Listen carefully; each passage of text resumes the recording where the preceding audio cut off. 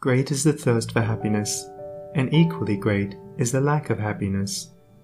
The majority of the poor long for riches, believing that their possession would bring them supreme and lasting happiness. Many who are rich, having gratified every desire and whim, suffer from ennui and repletion, and are farther from the possession of happiness even than the very poor. If we reflect upon this state of things, it will ultimately lead us to a knowledge of the all-important truth that happiness is not derived from mere outward possessions, nor misery from the lack of them. For if this was so, we should find the poor always miserable, and the rich always happy, whereas the reverse is frequently the case.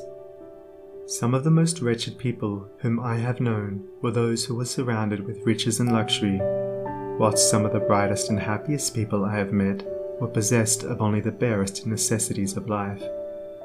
Many men who have accumulated riches have confessed that the selfish gratification which followed the acquisition of riches has robbed life of its sweetness, and that they were never so happy as when they were poor.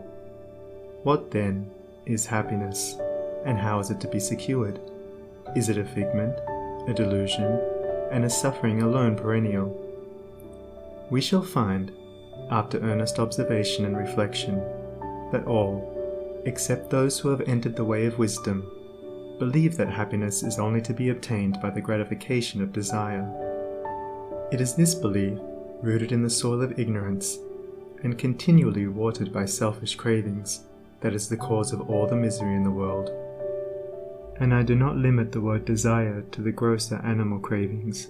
It extends to the higher psychic realm, where far more powerful, subtle, and insidious cravings hold in bondage the intellectual and refined, depriving them of all that beauty, harmony, and purity of soul whose expression is happiness.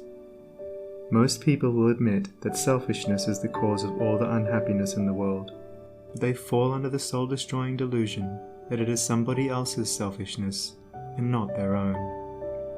When you are willing to admit that all your unhappiness is the result of your own selfishness, you will not be far from the gates of paradise. But so long as you are convinced that it is the selfishness of others that is robbing you of joy, so long will you remain a prisoner in your self-created purgatory. Happiness is that inward state of perfect satisfaction which is joy and peace, and from which all desire is eliminated. The satisfaction which results from gratified desire is brief and illusionary, and is always followed by an increased demand for gratification. Desire is as insatiable as the ocean, and clamours louder and louder as its demands are attended to. It claims ever-increasing service from its deluded devotees, until at last they are struck down with physical or mental anguish, and are hurled into the purifying fires of suffering. Desire is the reign of hell, and all torments are centered there. The giving up of desire is the realization of heaven, and all delights await the pilgrim there. I sent my soul through the invisible, some letter of that afterlife to spell, and by my soul returned to me, and whispered, I myself am heaven.